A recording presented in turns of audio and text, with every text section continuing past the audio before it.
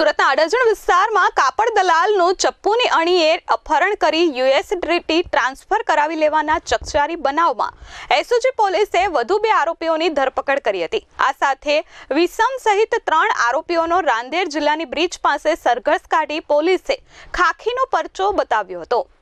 સુરતના અડાજણ પાટિયા ખાતે રહેતા અને કાપડ દલાલી ઉપરાંત યુએસડીટીમાં કોઈન ટ્રેડિંગનું કામ કરતા મુસ્તકીમ ઝુંઝુનિયાને ગત તારીખ 27 નવેમ્બરે મિત્ર વસીમ સોલંકીએ એક પાર્ટીને યુએસડીટી કોઈનની જરૂર છે તેમ કહી કોઝવે રોડ પર આવેલી જૈનબ હોસ્પિટલ પર બોલાવ્યા હતા। તે સમયે એક કાર ત્યાં આવી હતી। 4 શખ્સો મુસ્તકીમનું ચપ્પુની અણીએ કારમાં અપહરણ કરીને લઈ ગયા હતા અને 32,071 યુએસડીટી કોઈન તેમના વોલેટમાં ટ્રાન્સફર કરાવી લીધા હતા।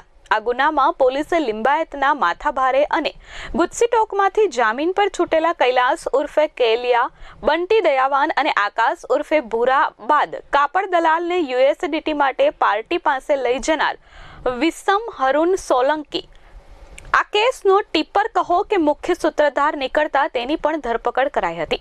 વિસમે જ યુએસડીટી મામલે બંટી દયાવાન કેલિયાને ટીપ આપી હતી અને બાદમાં અપહરણ કાંડ સર્જાયો હતો।